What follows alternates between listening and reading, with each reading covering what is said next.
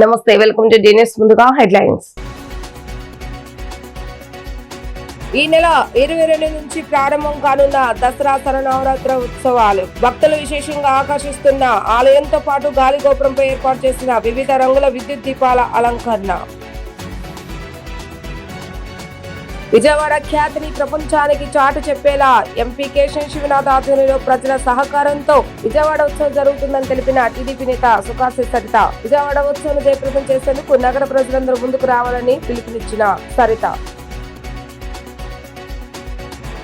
రాష్ట్రంలో ప్లాస్టిక్ వ్యవస్థను పూర్తిగా నివారించేందుకు ప్రతి ఒక్కరూ కృషి చేయటం వల్ల పర్యావరణాన్ని రక్షించుకోవాల్సిన బాధ్యత ప్రతి ఒక్కరిపై ఉందన్న ఉప ముఖ్యమంత్రి పవన్ కళ్యాణ్. విజయవాడలో ఈ నెల 22 నుంచి ప్రారంభం కానున్న దసరా శరన్నవరాత్రి ఉత్సవాల నేపథ్యంలో ఇంద్రకీలాద్రిపై ఉన్న దుర్గమ్మ దేవాలయం విద్యుత్ దీపాలతో దేదీప్యమానంగా వెలిగిపోతుంది. ఆలయంతో పాటు గాలిగోపురంపై ఏర్పాటు చేసిన వివిధ రంగుల విద్యుత్ దీపాల అలంకరణ భక్తులను విశేషంగా ఆకర్షిస్తుంది. కనకదుర్గ ఫ్లైఓవర్ మీదుగా వెళ్లే ప్రయాణికులు సైతం కొద్దిసేపు ఆగి ఈ అలంకరణను తిలకిస్తూ ఆధ్యాత్మిక అనుభూతిని పొందుతున్నారు.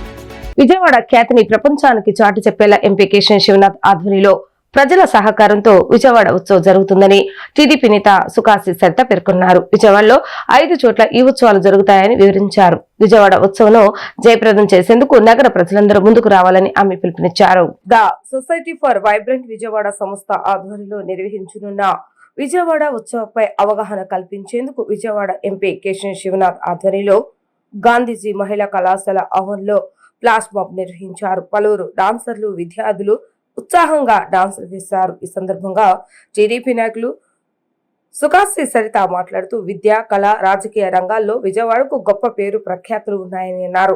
ఈ ప్రఖ్యాతును ప్రపంచానికి చాటే విధంగా విజయవాడ ఉత్సవం జరుగుతుందని చెప్పారు. విజయవాడలో 5 చోట్ల ఈ ఉత్సవాలు జరుగుతాయని వివరించారు. గొల్లపూడిలో గొప్ప ఎగ్జిబిషన్ ఏర్పాటు చేశారని, 12 ఏళ్లుగా నగర ప్రజలు ఎగ్జిబిషన్ కు నోచుకోలేదని, మళ్లీ విజయవాడ ఉత్సవంతో ఈ కళ నెరవేరనుందని చెప్పారు. ఆధ్యాత్మిక కార్యక్రమాలతో పాటు సాంస్కృతిక కార్యక్రమాలు జరగనున్నాయని పేర్కొన్నారు. విజయవాడ ఉత్సవం జయప్రదం చేసేందుకు అందరూ ముందుకు రావాలని ఆమె పిలుపునిచ్చారు. ఈరోజు దేశంలోనే పవిత్రంగా జరుపుకునే దసరా పండుగని, దానికి ప్రసిద్ధి చెందిన ఆంధ్ర రాష్ట్రంలో విజయవాడ నగరంలో అనేక మంది, లక్షలాది మంది ఈరోజు ప్రజానికం అమ్మవారి దర్శనం కోసం ఈరోజు విజయవాడ రావడం ప్రతి సంవత్సరం జరుగుతూ ఉంది. వచ్చిన వాళ్ళందరికీ కూడా ఏదో విధంగా ఉల్లాసాన్ని కానీ వాళ్ళ వినోదాన్ని కానీ ఇవ్వాలనే ముఖ్య ఉద్దేశంతో ఈరోజు విజయవాడ నగర వ్యాప్తంగా వచ్చిన భక్తులందరికీ కూడా ఏదో విధంగా వాళ్ళకి కావాల్సిన ఏర్పాటు చేయడం కోసం ఈరోజు విజయవాడ పార్లమెంట్ సభ్యులు కేశవ్ శివనాథ్ చిన్ని గారి ఆధ్వర్యంలో విజయవాడ ఉత్సవం ఏర్పాటు చేయడం జరిగింది. దీనిలో భాగంగా ఈరోజు విజయవాడ నగరంలో 4 చోట్ల ఏదైతే తుమ్మలపల్లి కళాక్షేత్రం కానీ, సంగీత కళాశాల కానీ, అదేవిధంగా 12 సంవత్సరాల నుంచి విజయవాడ నగరంలో ఆగిపోయిన ఎగ్జిబిషన్ ని ఈరోజు మరోసారి విజయవాడ ప్రజలందరికీ కూడా ఇవ్వాలనే ముఖ్య ఉద్దేశంతో ఈరోజు విజయవాడ ఉత్సవ పేరుతో అందరికీ అందిస్తూ ఉన్నారు. ఈ కార్యక్రమంలో భాగంగా విజయవాడ ప్రజలందరినీ దీనిలో భాగం చేయాలని చెప్పి మనసారా కోరుకుంటూ విజయవాడ ఉత్సవ కార్యక్రమాన్ని ఈరోజు గాంధీజీ మహిళా కళాశాల విద్యార్థులందరికీ తెలియజేయడం జరిగింది. నా పేరు పి చరణ్ సాయి యాదవ్, తెలుగుదేశం పార్టీ విద్యార్థి విభాగం జనరల్ సెక్రటరీ.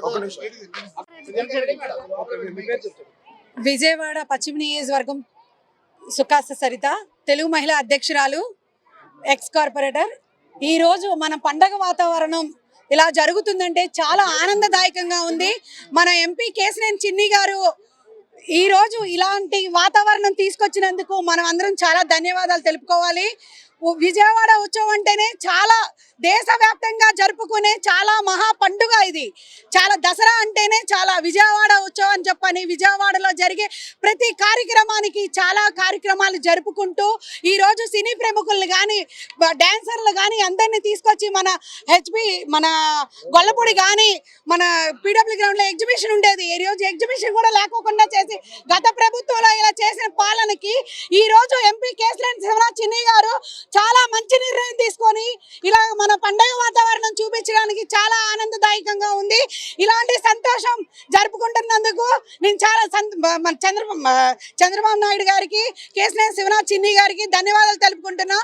ప్రజానీకంగా ఈ రోజు గాంధీజీ మున్సిపల్ హై స్కూల్లో పిల్లలు అందరూ స్టూడెంట్స్ అందరూ చాలా చాలా సంతోషంగా వాళ్ళందరూ వీళ్ళు స్టూడెంట్స్ తో పాటు అందరూ చక్కగా డాన్స్ వేసి చాలా ఆనందంగా ఉన్నారు.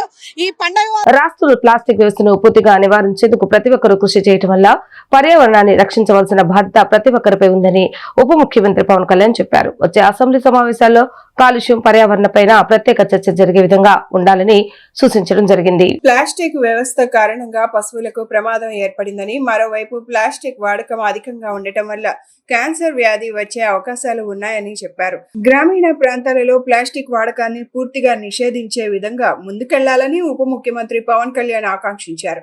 అసెంబ్లీ సమావేశాలలో ప్లాస్టిక్ నివారణపై పలువురు శాసనసభ్యులు వారి అభిప్రాయాలను తెలియజేశారు. ఈ ఉప్పలపాడు బర్డ్ శాంక్చురీ దాదాపు 9 అడుగులు 8 అడుగులు ఉండాల్సింది అది 5 అడుగులకు వచ్చింది అనేది.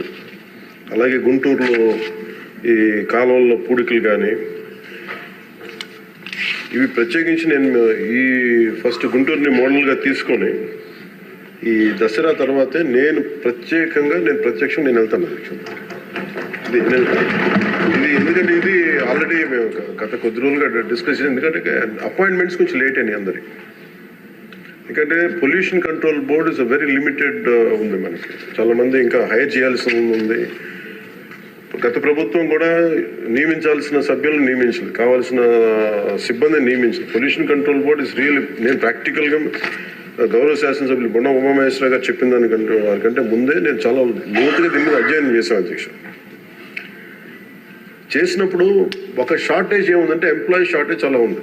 ఎంప్లాయ్మెంట్ చాలా మంది ఒక ఎంప్లాయ్మెంట్ ఇంత కావాలంటే దాంట్లో దాదాపు ఒక 2/3 లేదు అధ్యక్ష. వాళ్ళు ఉన్న డిమాండ్కి పెరుగుతున్న గ్రోత్కి దాని తగ్గ మానిటరింగ్ చేయడానికి లేరు ఒక మనుషులు. అలాగే దీంట్లో అవకతవకలు ఉన్నాయా అంటే గౌరవ శాసనసభ్యులు చెప్పినట్టుగా ఫస్ట్ పని చేయాల్సిన ఎవరు అధ్యక్ష? అర్బన్ బాడీస్ పనిచేయాలి, మున్సిపాలిటీస్ పనిచేయాలి. Everything you cannot completely directly correlate with pollution control board. అలాగే వారిది నేను ఆయన సరిదిద్దుకోవాలో లేదంటే నాకు తెలియదు, కానీ ఒక మాట అయితే చెప్పదలుచుకున్నాను. ఇది అందుబాటులో ఉండరు, ఇవన్నీ తప్పు. రాగానే మనకి చైర్మన్ గారికి కూడా చెప్పాను, first pollution control board open చేయమని.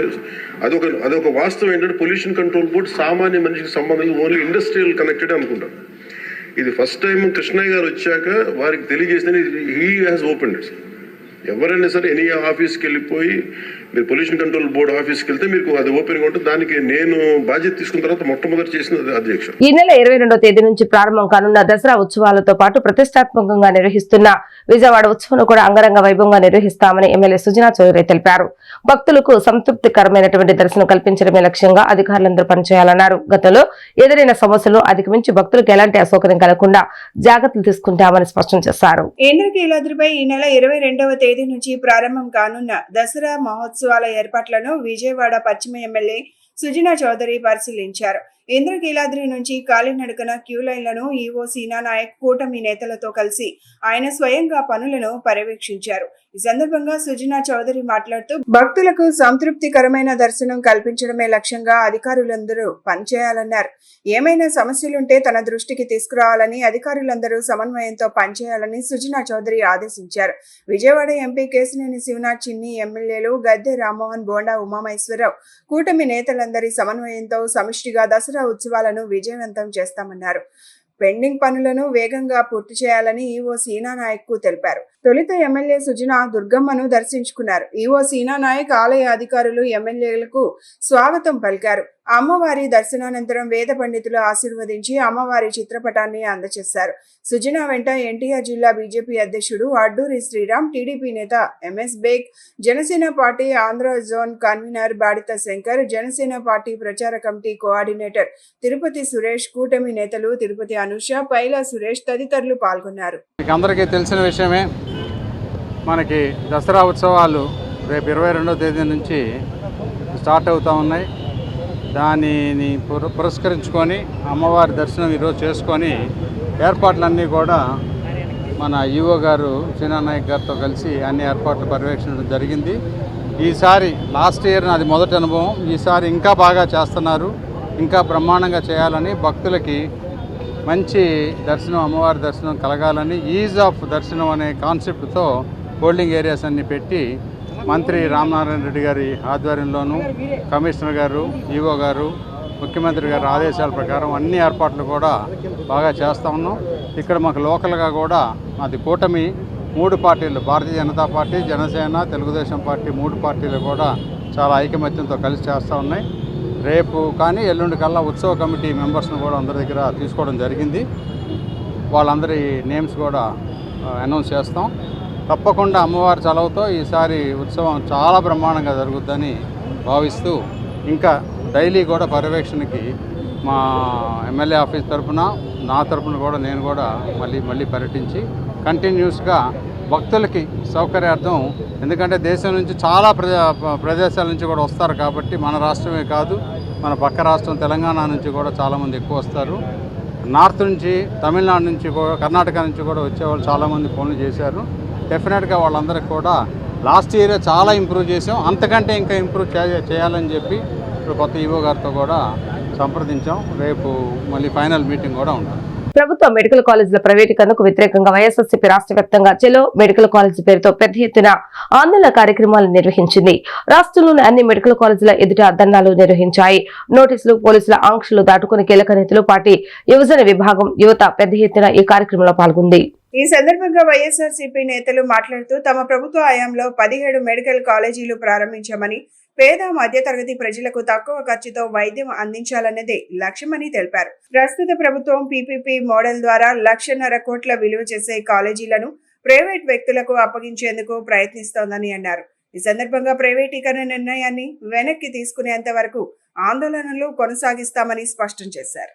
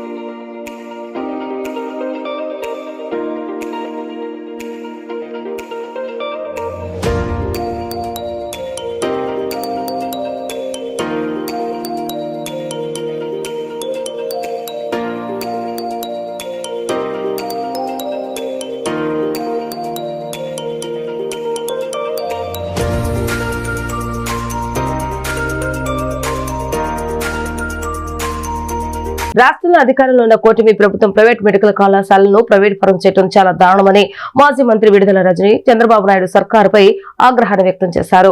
మాజీ ముఖ్యమంత్రి జగన్ పేదల ఆరోగ్య భద్రత కోసం తీసుకొచ్చిన మెడికల్ కాలేజీలను ప్రైవేట్ పరం చేయాలని ప్రభుత్వం చూస్తోందని రజని విమర్శించారు. గతంలో జగనన్న ప్రభుత్వం 8,500 కోట్ల వ్యయంతో 3 దశల్లో 17 గవర్నమెంట్ మెడికల్ కాలేజీల నిర్మాణానికి శ్రీకారం చుట్టిందని, ఇప్పటికే 5 కాలేజీలు ప్రారంభమయ్యాయని తెలిపారు. మరో 5 ప్రారంభానికి సిద్ధంగా ఉన్నాయని పేర్కొన్నారు. గత కొద్ది రోజులుగా కూటమి ప్రభుత్వం అనేక నిర్ణయాలు చేసి ప్రజల ఆరోగ్యాన్ని పనంగా పెట్టి నడుస్తున్నటువంటి తీరుని అది జస్టిఫై చేసుకునేందుకు కూటమి ప్రభుత్వం వాళ్ళు మాట్లాడుతున్నటువంటి మాటల్ని, వాళ్ళ యొక్క గ్రాఫిక్స్ని, వాళ్ళ యొక్క మ్యానిపులేటెడ్ ఫ్యాబ్రికేటెడ్ ప్రెజెంటేషన్స్ని తిప్పికొడుతూ వాస్తవాలని ప్రజలకు చూపిస్తూ ఈ రోజున ప్రజలందరూ కూడా ఏ జిల్లా కా జిల్లా స్థానికంగా అక్కడున్నటువంటి నిర్మించినటువంటి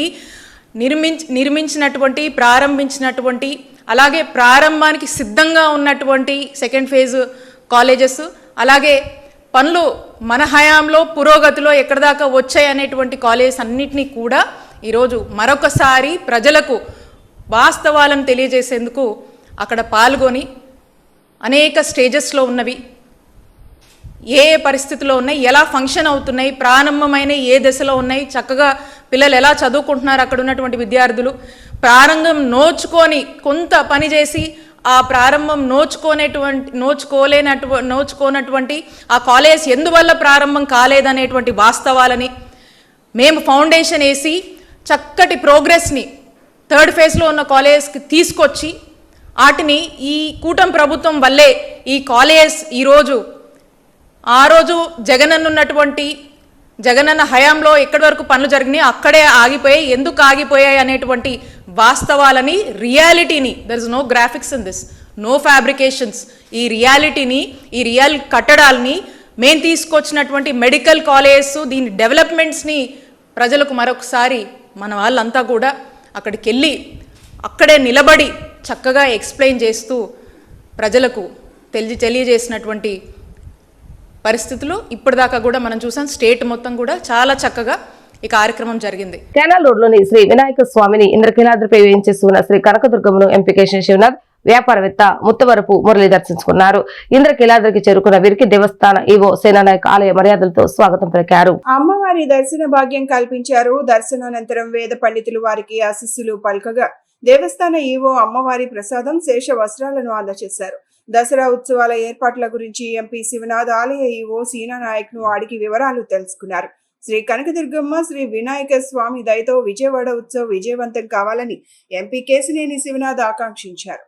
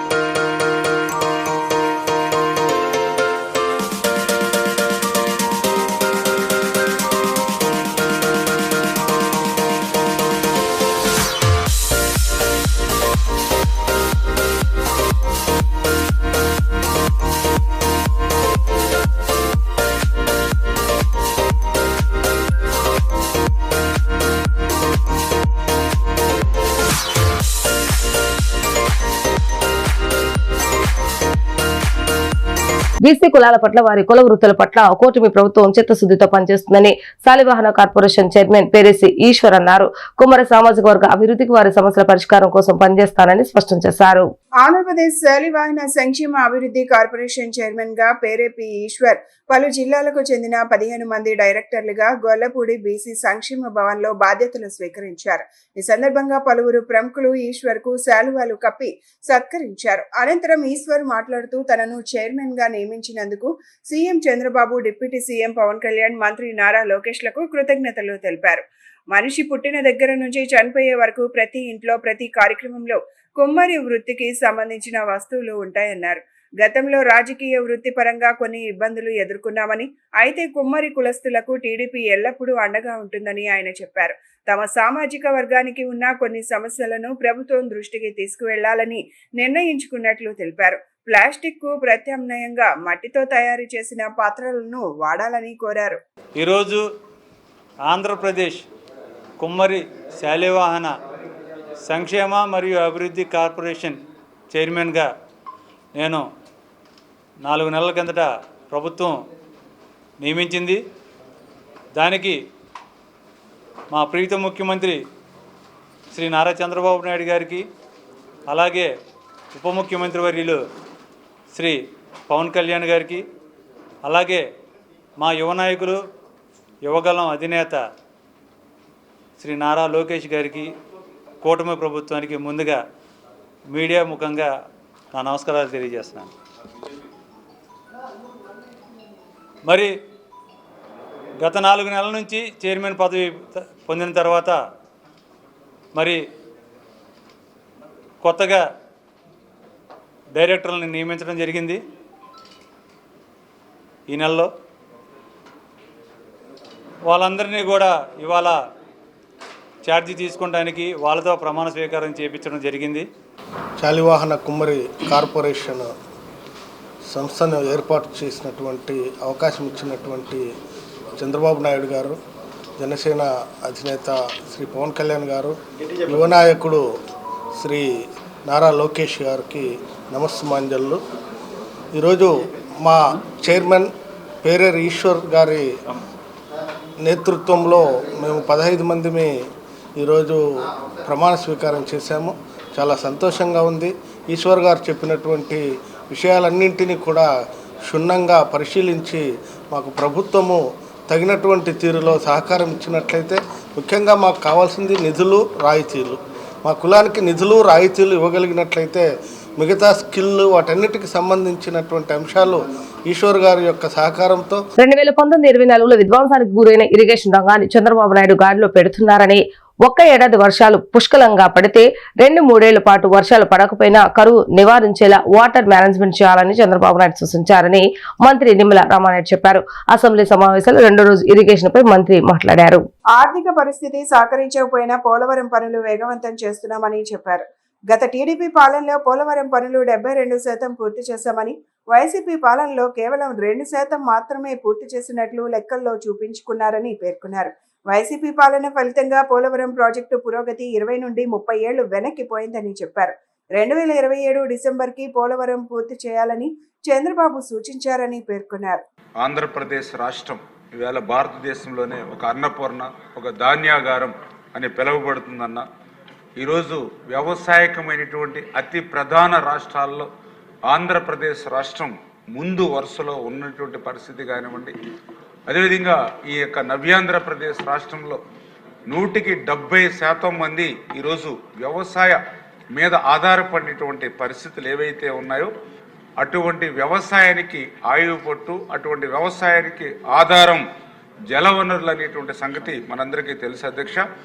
అందుచేతే ఈరోజు రాష్ట్ర ప్రగతిలో కానీ, రాష్ట్ర పురోగతిలో కానీ జలవనరుల శాఖ యొక్క పాత్ర అనేది చాలా చాలా కీలకమైన విషయాన్ని, ఆ విషయాన్ని దృష్టిలో పెట్టుకుని ఈరోజు తెలుగుదేశం, జనసేన, బీజేపీ ఏదైతే కూటమి ప్రభుత్వం అధికారంలోకి వచ్చిన తర్వాత 2019, 2024లో జరిగినటువంటి విధ్వంసం నుండి మళ్ళీ ఈ రాష్ట్ర జలవనరుల శాఖ పరిస్థితిని గాడిలో పెడుతూ జల సంపదను సృష్టిస్తూ, మరొక పక్క ఆంధ్రప్రదేశ్ రాష్ట్రాన్ని ఒక కరువు రహిత రాష్ట్రంగా మార్చాలనేటువంటి ఆలోచనతో ఏదైతే చంద్రబాబు నాయుడు గారు పనిచేస్తూ ఉన్నారో మరి ఆయన ఆలోచనకు అనుగుణంగా గత ప్రభుత్వం చేసినటువంటి తప్పిదాలు ఏవైతే ఉన్నాయో వాటిని అన్నింటినీ కూడా సరి చేసుకుంటాం.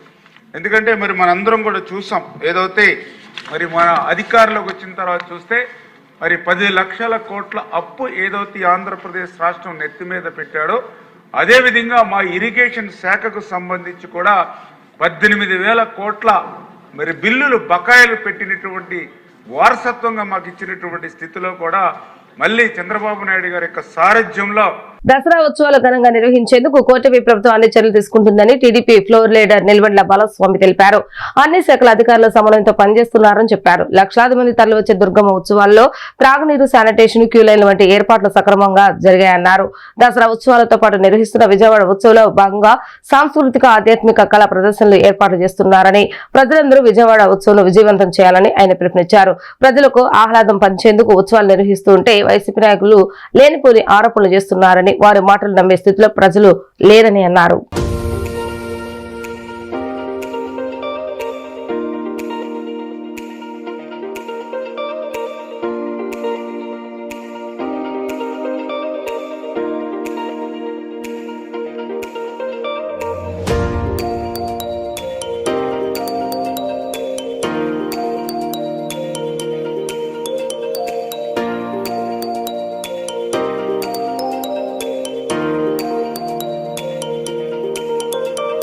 రేపు 22వ తారీఖు నుంచి వచ్చే నెల 2వ తారీఖు దాకా దసరా ఉత్సవాలని ఘనంగా నిర్వహించడానికి చాలా పెద్ద ఎత్తున ప్రభుత్వం ఏర్పాట్లు చేస్తుంది.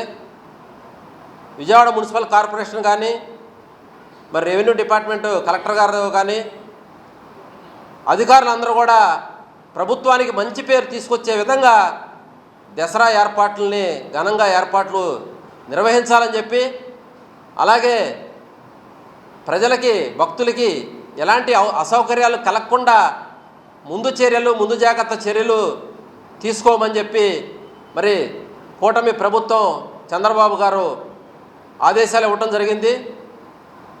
గతంలో ఎన్నడూ లేని విధంగా ఈ సంవత్సరం భక్తులు లక్షలాది మంది అమ్మవారిని దర్శించుకొని మరి అమ్మవారికి చీర సారే సమర్పించి వాళ్ళ యొక్క కోరికలు నెరవేర్చాలని అమ్మవారికి భక్తులందరూ కూడా చాలా పెద్ద ఎత్తున ఈ సంవత్సరం దసరా ఉత్సవాల్లో పాల్గొనడానికి సిద్ధమయ్యారు. ప్రజలందరూ కూడా అమ్మవారిని తిలకించడానికి ఇచ్చేస్తున్నారు. మరి ఈ కూటమి ప్రభుత్వం చంద్రబాబు గారి నాయకత్వంలో మరి ఒక మంచి ఆలోచనతో పెద్ద ఎత్తున భక్తులు ఎంతమంది లక్షలాది మంది వచ్చినా సరే మరి వారందరికీ కూడా సౌకర్యార్థం కూడా ఏర్పాట్లు చేయడం జరిగింది.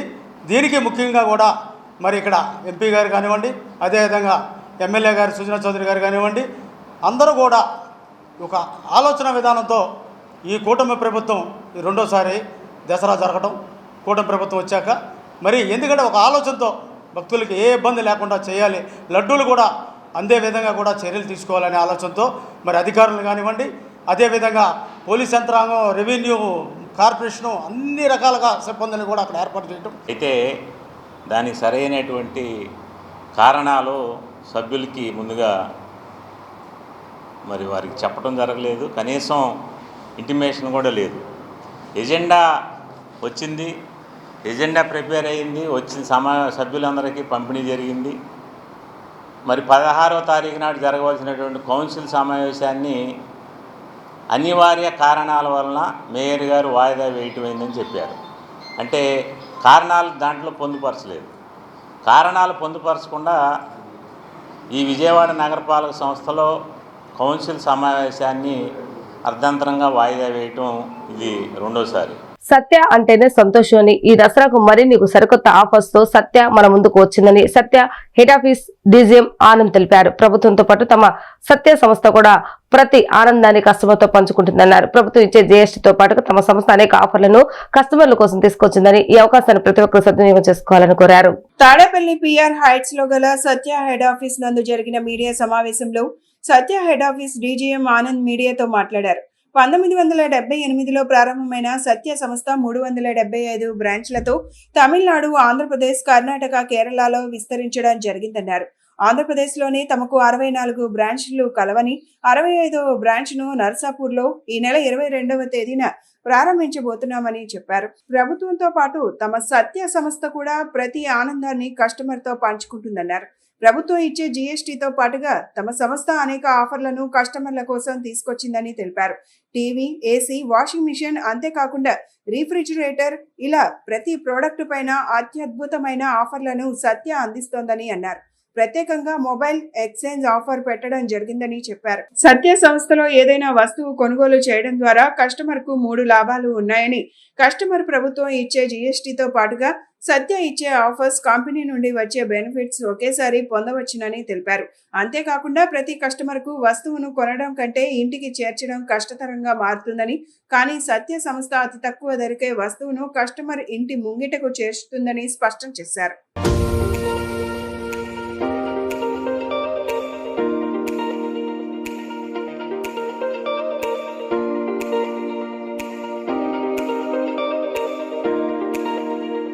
సత్య స్ప్రెడ్డింగ్ హ్యాపీనెస్ ఈ ట్యాగ్ లైన్తో 1978లో స్టార్ట్ అయిన ఈ సంస్థ అక్కడి నుంచి ఇప్పటి వరకు దాదాపు 375 బ్రాంచులతో తమిళనాడు, ఆంధ్రప్రదేశ్, కర్ణాటక అండ్ కేరళలో మాకు ఉందండి. నా పేరు ఆనంద్ అండి. నేను ఇక్కడ నా పేరు ఆనంద్ అండి. నేను ఇక్కడ సీనియర్ డీజీఎంగా పనిచేస్తున్నా. ఏపీలో మాత్రం మాకు 64 బ్రాంచులు ఉందండి. ఇక్కడ ఇప్పుడు 65వ బ్రాంచ్ నర్సాపూర్లో వచ్చే 22 గ్రాండ్ లాంచ్ చేస్తున్నాం. ఓకే, అసలు విషయంకి రావచ్చండి. గవర్నమెంట్ ఇప్పుడు జిఎస్టీ 2.0 అనేది రిలీజ్ చేసింది. ఈ జిఎస్టీ 2.0 వల్ల కస్టమర్స్కి చాలా బెనిఫిట్స్ అవైలబుల్ ఉంది. మెయిన్గా చూసారంటే AC, TV and dish washer దీనిలో దాదాపు 28% నుంచి 18%గా జిఎస్టీ తగ్గుతుంది. దీనివల్ల 10% డిస్కౌంట్ అనేది కస్టమర్స్కి వస్తుంది. జిఎస్టీ బెనిఫిట్స్ అనేది కస్టమర్స్కి వస్తుంది. ఇది మాత్రం కాదండి, సత్య ఎప్పుడు ఏమంటే సంతోషాన్ని కస్టమర్తో షేర్ చేసుకుంటుంది. ఇది పండగ కాలం కాదన్నా, మెయిన్గా సంక్రాంతి దసరా వస్తుంది. ఈ దసరా ఫెస్టివల్కి మా సైడ్ నుంచి కస్టమర్స్కి చాలా బెనిఫిట్స్ ఇస్తున్నాం ఈ జిఎస్టీతో కలిపి. అది ఏమినేది 1 by 1 చెప్తా. మెయిన్గా చూసారంటే టీవీ, ప్రతి కస్టమర్ ఇంట్లో టీవీ అనేది ఒక ఇంపార్టెంట్ ప్రోడక్ట్. సో మా దగ్గర చూసారంటే 32 ఇంచెస్ నుంచి 100 ఇంచెస్ వరకు all kind of leading brands available ఉందండి. మీ దగ్గర ఉంటే సత్యాకు విజిట్ చేయండి. మంచి డెమో ఇస్తారు, మంచిగా ప్రోడక్ట్ గురించిన డీటెయిల్స్ ఎక్స్ప్లెయిన్ చేస్తారు మా ఎంప్లాయీస్. దాంతో కలిపి దాంట్లో ఉండే ఆఫర్స్ ఏమినేది మీకు బాగా ఎక్స్ప్లెయిన్ చేస్తారు. దీంట్లో కస్టమర్కి జిఎస్టీ వల్ల వచ్చే 10% డిస్కౌంట్, దాంతో కలిపి సత్య సైడ్ నుంచి డిస్కౌంట్ అనేది 100% వస్తుంది. అండ్ నెక్స్ట్ సంగతి ఏసీలో కూడా జిఎస్టీ వల్ల మనకు 10% జిఎస్టీ బెనిఫిట్స్ వస్తుంది. మా దగ్గర చూసారంటే ఏసీలో దాదాపు 15 కైండ్ ఆఫ్ బ్రాండ్స్ అవైలబుల్ ఉంది. All kind of brands online Kanni best ప్రైస్లో మా దగ్గర దొరుకుతుందండి. నెక్స్ట్ డిష్ వాషర్ ఇప్పుడు మ్యాక్సిమం ఏమంటే అందరి ఇంట్లో ఫ్యామిలీలు ఉండే అందరినే పనికి వెళ్తున్నారు. సో ఏమంటే డిష్ వాషర్ అనేది ఓ ఇంపార్టెంట్ ప్రోడక్ట్. దీన్ని మంచిగా డెమో ఇచ్చి దానివల్ల వచ్చే బెనిఫిట్స్ని క్లియర్గా కస్టమర్కి ఎక్స్ప్లెయిన్ చేస్తాం. ఇది కూడా మా దగ్గర ఆన్లైన్ కన్నీ బెస్ట్ ప్రైస్లో దొరుకుతుంది. వార్తలు ముగించే ముందు హెడ్లైన్స్ మరొకసారి. ఈ నెల 22 నుంచి ప్రారంభం కానున్న దసరా శరన్నవరాత్రి ఉత్సవాలు భక్తులు విశేషంగా ఆకర్షిస్తున్న ఆలయంతో పాటు గాలి గోపురంపై ఏర్పాటు చేసిన వివిధ రంగుల విద్యుత్ దీపాల అలంకరణ. విజయవాడ ఖ్యాతిని ప్రపంచానికి చాటు చెప్పేలా ఎంపీ కేశవ్ శివనాథ్ ఆధ్వర్యంలో ప్రజల సహకారంతో విజయవాడ ఉత్సవం జరుగుతుందని తెలిపిన టీడీపీ నేత సుఖాసి సరిత. విజయవాడ ఉత్సవం జయప్రదం చేసేందుకు నగర ప్రజలందరూ ముందుకు రావాలని పిలుపునిచ్చిన సరిత. రాష్ట్రంలో ప్లాస్టిక్ వ్యవస్థను పూర్తిగా నివారించేందుకు ప్రతి ఒక్కరూ కృషి చేయటం వల్ల పర్యావరణాన్ని రక్షించుకోవాల్సిన బాధ్యత ప్రతి ఒక్కరిపై ఉందన్న ఉప ముఖ్యమంత్రి పవన్ కళ్యాణ్. ఇవి ఈ రోజు వార్తా విశేషాలు. మరలా తిరిగి ప్రసారమయ్యే వార్తల్లో మళ్ళీ కలుద్దాం. అంతవరకు సెలవు. నమస్కారం.